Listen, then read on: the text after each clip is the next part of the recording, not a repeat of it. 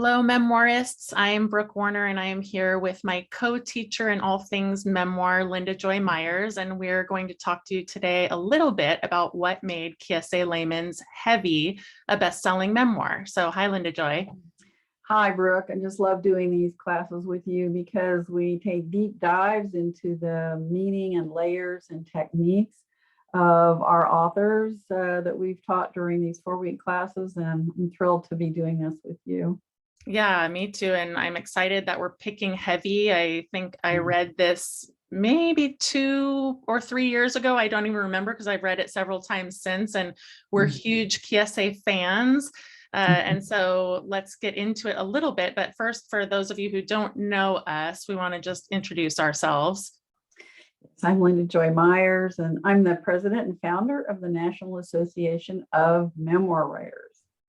And I am Brooke Warner, publisher of She Writes Press, among other things. We also co-teach memoir together. And in fact, we're celebrating 10 years of co-teaching memoir together. And we have 2 websites, the first of which is listed here, magicofmemoir.com, and the other, which is our 6-month program, Write Your Memoir in 6 months.com. So we hope you'll check it out. And for now, the reason that we're doing this presentation today is because we're going to be teaching a 4-week class based on Heavy. And we always like to give you a little bit of information before you join that 4-week class. And for those of you who won't or can't, we're just thrilled to get some information out there about what's so awesome about these bestsellers. And so you can implement some or all of it into your own work. So that's the purpose. Right. It's good to learn from the experts. Yes. Oh my gosh. And Kiese is so great. I can't say enough about this book. I hope many of you have read it. Of course, some of you haven't. And so if you have not, get on it. But here's something that Kiese said that I just love. I live better if I'm playing the writing game better. And so he's playing the writing game really gosh darn well. And we hope that you'll learn some things about how as we continue to get into the conversation today. Yeah, it's great to see what he does as we read it over and over. Of course, anytime you read a book more than once, even several times, you keep seeing new things and appreciating new layers to it. And that's certainly what happened to me as I read it over and over again, and really looked at what do we want to share about Kiese. Absolutely. And with that, we chose 4 things which line up with the 4 weeks that we're going to be teaching. So let's seed those and then we'll dive into it. Okay. All right. So during the 4-week class, we're going to cover language, how Kiese uses language, kind of reinvents it sometimes. We're going to teach about characters, how to create them and make them come alive on the page, how he's done that. Reflection, diving deep into personal responses and reactions, and meaning making, which is the crown king of them all in terms of bringing the readers really into the world of the author, the characters. Perfect. Love it. And here we go. So we'll start with language. What were some of the things that struck you, Linda Joy, about how Kiese uses language in this book? Well, he stretched it. He stretched it out and made kind of new words and explored words themselves and the layers of meaning within them, even starting with the word heavy itself, which we'll be talking a lot about and talk more about. And combine things like he one term that stuck with me is Black abundance. And he and his friends were talking, and they talk about Black abundance, and they talk about what Blacks don't have, and then he turns it upside down and examines it from all sides, just that one idea. And he does with a lot of other words, so that words become not just the way we normally think of them. We're just giving meaning to people to interpret that one word, but concepts and even feelings and body sensations. Yeah, I mean, the language is part of the reason to read the book multiple times. And I also listened to the audio, which Kiese narrates himself, and which is an award-winning audiobook, because his cadence is it's not uniquely his either. I think it's a cadence of Black Southerner, that there is a way that, anytime you have language, it's where you grew up, it's your culture. And so as such, there's also a lot of poeticism, and I just wanted to share a couple small examples because we do that a little bit in our 4-week classes as well. But there's a part early on when Kiese's grandmother wants him to write a report on the Book of Psalms. His grandmother and his mother always making him do extra homework, basically. And that's kind of a fun recurring thread in the book. And so he reads it, but then he says, here's something he writes. It's on page 59, and got my book here, hardcover. So later that evening, I wrote, I know you want me to write about the Book of Psalms. If it's okay, I just want to tell you about some secrets that be making my head hurt. And then he moves forward a little bit and he says, I wrote the words, be kissing me in the morning, be choking me, be running a train, be beating my back, be hearing her heartbeat, be slow dancing with me, be rubbing her breasts in my mouth, be abandoning her, and on he goes. I'm not going to read all the things that be. It is powerful, and there is a cadence, the language that he does, and he does stuff like this all the time. There's almost a repetition that is trance-like when you start to get into it, and especially if you listen to the words aloud. So that's the power of using repetition, of saying, taking your writing in a different direction. It's like, well, instead of writing this report that she asked me to write, this is what I did. I just love it. Yeah, and I mean, I think it gives us all more permission to think about how we get kind of caged in by language or proper English or whatever. I mean, this man became a professor, but he was always, reading words and examining words. And we're going to give you some more examples of that a little bit later as it comes to making meaning. Absolutely. And so let's seed some of the things that we want to get into more deeply in the 4-week class. Yeah, so Kiese, as we've been saying, he actually, it's like meditation. He meditates, he explores, he does, what, like almost like a free write, it seems like, on the meaning of phrases and words to him, to the culture he's in, and to white America as well. And the wordplay that I mentioned earlier, but through the wordplay, he's exploring layers of meaning, and he doesn't take for granted that we necessarily are going to read a word or interpret a word or define a word in the same way, he does. I mean, he has his own definitions and ways, and it challenges us not to be lazy and kind of asleep with assuming what things mean and how we use words. So we get challenged as writers. And I just love how he brings in his culture too. I mean, and he speaks very fluidly, about just like the difference too between words that white people use and words that Black people use. And there's in that, the Black excellence, and it's fun. Like there's a lot of heaviness, speaking of the recurring word of heavy in this book, but he does also make it fun in a way that is surprising and skillful. And before we move on completely from language, Linda Joy, I know we wanted to seed the whole notion that this book is written to his mother, which is also playing with form, right? I mean, using the second person in a way, when he says you, he's speaking to his mother, and that alone is a way that he plays with language that is unusual but beautifully executed. Right. And he talked about it in the podcast you did with him, which we list at the end of these slides here, so you all can listen to it, about, how the technique challenge of writing to his mother, but also needing to include various scenes, where he's not literally writing to her. And how do you create that kind of balance technically in the way that he wrote it? Right. Yeah. Very cool. Okay, characters is next up on our list. Yeah, and just like these faces, I know people struggle with writing. We know that people struggle with writing about characters because they're real people in your life, and almost you're too close to them to be able to even write about what did they look like, what did they sound like, what are they really like.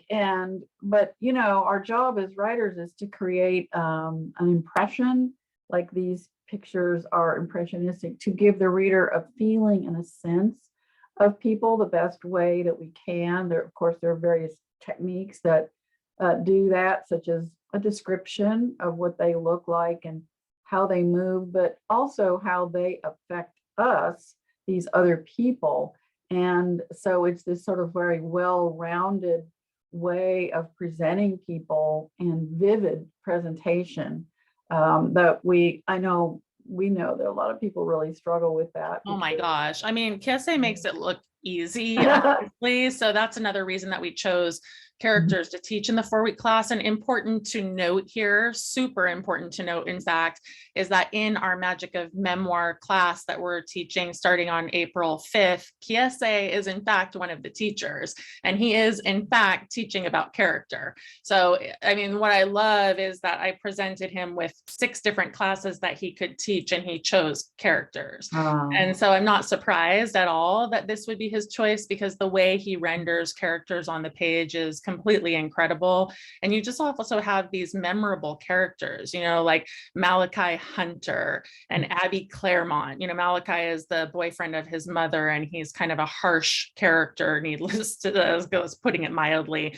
Abby Claremont is this white girl that he's sleeping with, and there's lots of tension around the difference, their cultural difference and what people think about him being with a white girl. Then his girlfriend in college, and Zola, who is incredibly worldly, and opens his eyes to different things, and who thinks he's incredible. His friend Lathon, there's just so many characters who populate this book. And, again, we've talked about reading it multiple times, and the way they stay with you in different ways, the more that you get to know how they impacted him and just who they are in the world. Yeah, it's impressive. And, there's an intimacy that's created with the characters. And I think I was going to read a little something about, oh no, I'm going to read it in a moment. Okay. Put a pin in that. Yeah, I got that. All right, perfect. So for now, we'll say some of the things we're excited to get into more deeply. So, the thing that touched me so much is how he created characters, even the complicated ones, even the difficult ones, the people he didn't understand, the people that pushed his buttons the wrong way too. But I really felt like he created them all with love and compassion, which is actually sometimes hard to do and may not have come out in the first draft that way. I don't really know, but we know from teaching so many people that, we start as we can with creating characters. And the more that we write about them and interact with them on the page, the way they develop changes and shifts. And so we need to allow room for that in our own work. And so I noticed the movement, how people moved, what they look like, of course, too. How they spoke is enormously important here, because words and language are part of the theme of the whole book, really. And then what people do with their bodies, what he does with his body. He's the protagonist. He's a character in the story. And he talks a lot about what people do with their bodies and how things felt in his body, and connect it with heavy, heavy in a good way, heavy in a not good way. So it's really, really interesting what he does there. Yeah, he is paying a lot of attention to body and description. I mean, just in a way that is so enlightening to memoirists, because I think memoirists, especially new memoirists, don't realize how much you need to do in order for your reader to feel those people on the page. So I just couldn't be more thrilled about Kiese teaching character. So that will be fun. And just to add for 1 second, the intimacy that he brings us to in his experience. But it's like we're always quoting Mary Carr about zip people into your skin when you're writing a memoir, and he really creates such an intimacy that I feel like I was in the room with these people. Totally. I'll just say that for anyone who has not taken our classes, if you Mhm. have, you've heard us say this many times, that Mary Carr wrote in The Art of Memoir, that the job of a memoirist is to zip your reader into your skin. And that is absolutely, I mean, that's why I think it's kind of so stunning to read Kiese, is because he does zip you into the skin of a heavy Black kid who grew up in the South, right? And that is, it's a very intimate experience, sometimes quite uncomfortable. He's dealing with violence, with cravings, with sex, with, all kinds of stuff. And so he puts you there. And that is not exactly a super comfortable place to be throughout the book. So, and I think that thank you for saying that, because that reminds us to help remind all of you that some of the things you write about won't be comfortable. I mean, maybe you even feel like you shouldn't write about them. And Kiese talks a little bit in the podcast about struggling. Well, I'm writing this to my mom, and what will happen there. And so it's very normal to go through that struggle. But in the early drafts where you're struggling with your truth, then that's part of what we have to do. And that brings us to reflection. yes, nice transition. Thank you. Yeah, what I want to share about reflection first, I guess, is a definition for those of you who don't know exactly what that means. I mean, it's in memoir, you're writing a series of scenes. And within scene, there is all kinds of opportunity to reflect. It's really the sense that you're making as the memoirist of what you just experienced on the page. And so it's not something that needs to be relegated to the end of a chapter or the end of a scene. It's something that can come up throughout and can be quite fluid, can be part of a scene. And I think that's what I like about it, Linda Joy, is that Kiese does do it quite integrated. He's thinking, he's sorting, he's wondering, he's questioning all the way through. So let me give an example so that you all can see, I was mentioning about all the sex that's in this book. I mean, there's a lot of confusion about sex, especially when he's young. And so he goes over to this house, Beulah Buford's house, and there's oftentimes sex happening, right? So certain kinds of things, and the kids are going to the back rooms. And so he's trying to make sense of this, and he's like, man, he writes, Tomo was white, but he was a man. I was Black, but I was a boy who other Black men called Lil Man, and he's like making sense of it. He says, if I could do what Tomo did, were Tomo and me different to Kizzy? He's like making sense of all this stuff that's happening with these characters. And then he kind of pulls you aside, and says, I didn't know how to think about it. And not knowing how to think about it made my head hurt. And it made me want to eat boxes of off-brand strawberry Pop-Tarts. Right. It's touching, I mean, it's sad because you have this little kid, he's essentially 9 years old in this scene, like his head hurts thinking about what these people are doing to each other, right? And then he's like, I just want to eat something. And that's part of how he deals with his emotions. Which is a theme all the way through, another version of what heavy means. Yeah. The thought he's having is heavy, and then he wants to eat, and he does get bigger and bigger. One of the interesting things we didn't mention yet, and we'll go into it more, but one of the themes is he lists his weight and his height at certain ages, and he tracks it, and that becomes another layer of the story. I wanted to share a reflection also. Do we want to go over those points first, or shall I share the? Why don't you share it and then I'll do the points? Yeah. Okay, great. So this is another one about sex. I mean, as a young man, sex is very important and very confusing. And so he's older here, but he said on page 93, I was scared to plan or initiate anything with a girl, because if a girl said yes to anything I planned, I wondered if it was because she was scared to say no because I was so heavy. I never wanted anyone to do anything with their body they didn't want to do. And this is a theme. We'll be talking about themes in the longer class of when people have the ability to say yes or no to things done with their body, whatever it might be, whether it's a positive, supposedly pleasurable thing or not. And there's a lot of violence too that's part of what he's dealing with. So he's trying to make sense of that. It goes on, of course, after that. And he just takes it all the way to a place where he just has to sit with whatever he comes to in his conclusion at that moment. As you were reading that, Linda Joy, I was thinking about how powerful his self-awareness is, and how self-awareness is self-reflection, and True. so that is kind of maybe a doorway in for some of you who are writing memoir and thinking like, how and when do I reflect? Well, what are your moments of self-awareness? Like throughout this book, I felt Kiese's self-awareness of being kind of a gentle person, who was constantly negotiating these things that to him felt violent, where he was wanting to take into consideration people's feelings, or what was that like in her body. So yeah, that's just an interesting frame. Yes, it's good. Thank you.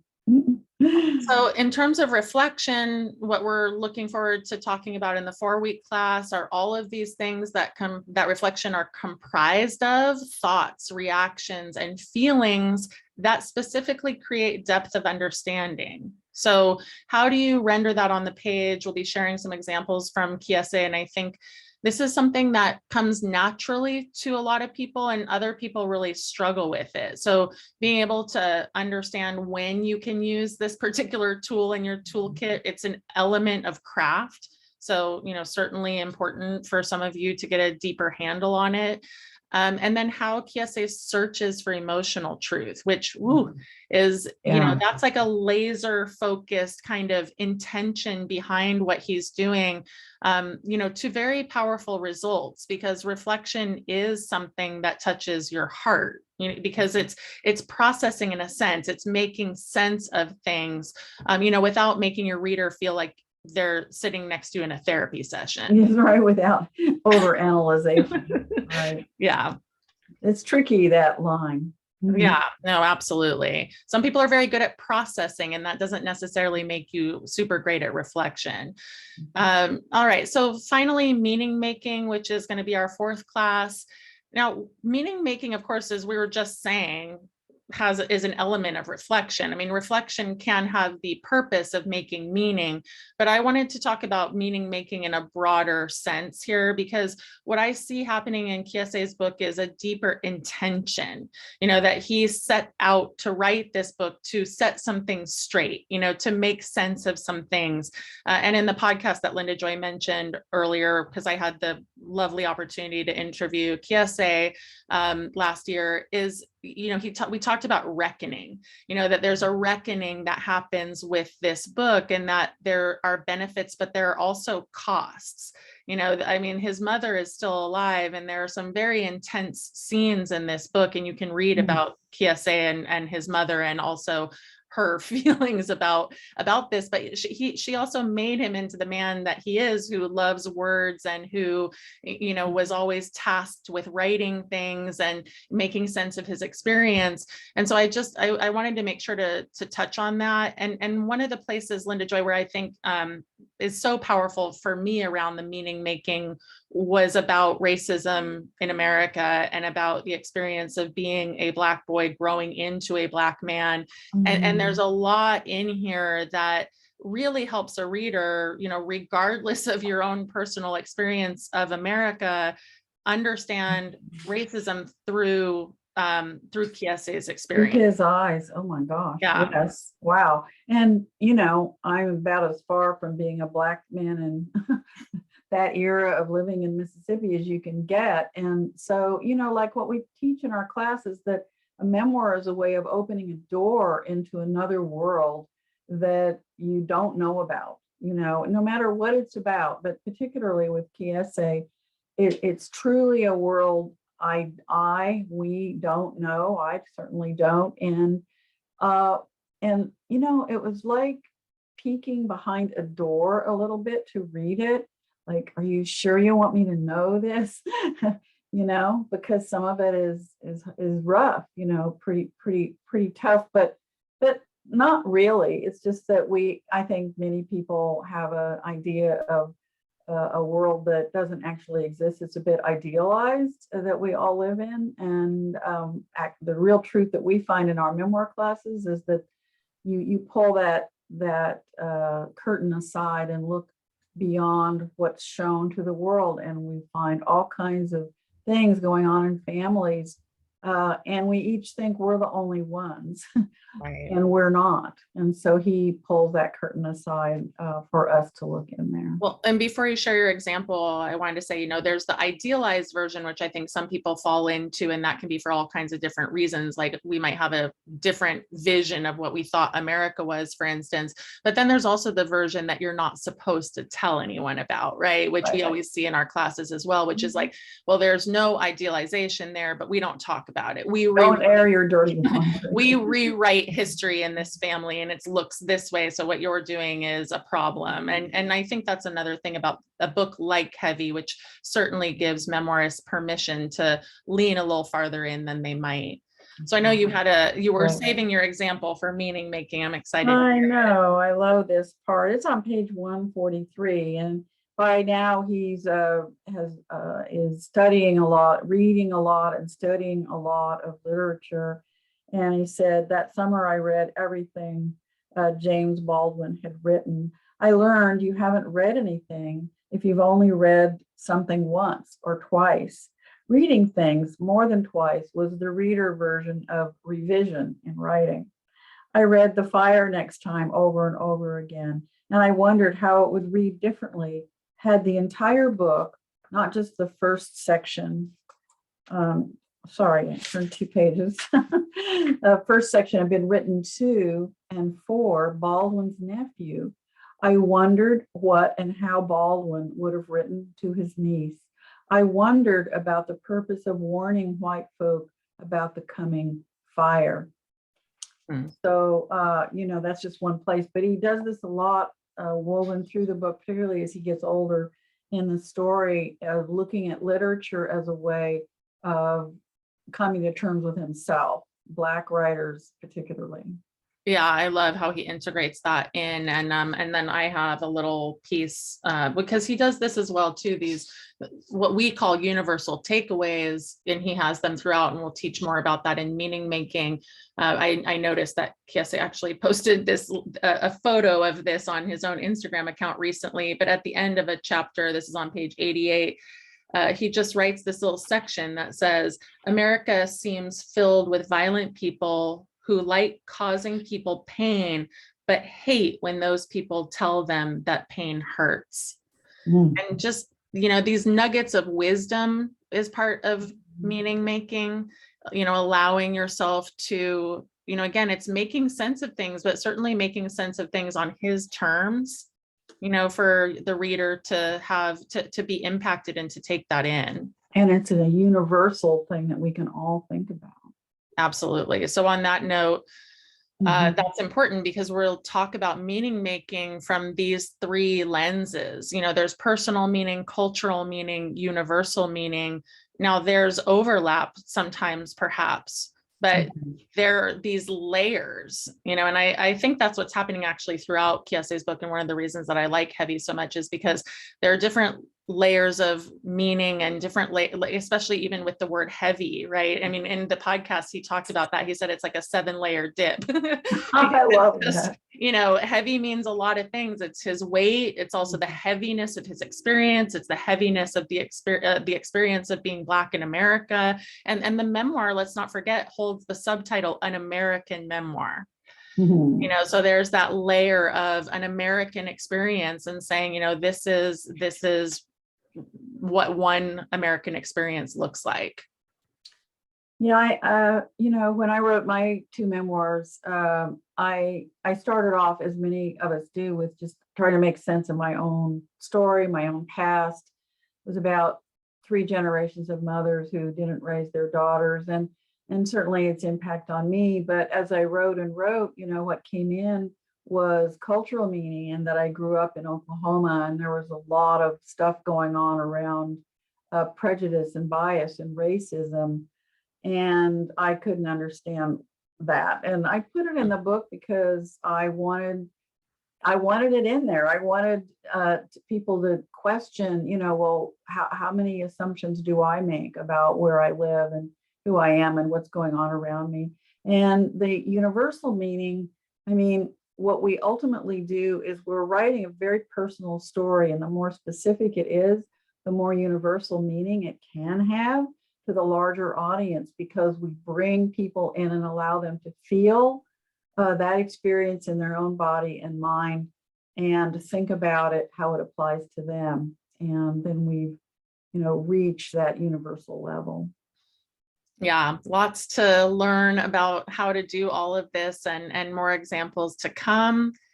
So if you would like to join us, please do. It's going to be incredible. We're very excited about having Kiese teach for us, in addition to the not so shabby other teachers that we have: Ashley Seaford, who wrote the incredible Somebody's Daughter; Joshua Moore, who wrote Model Citizens most recently and has another book called Sirens; Anna Q wrote Made in China.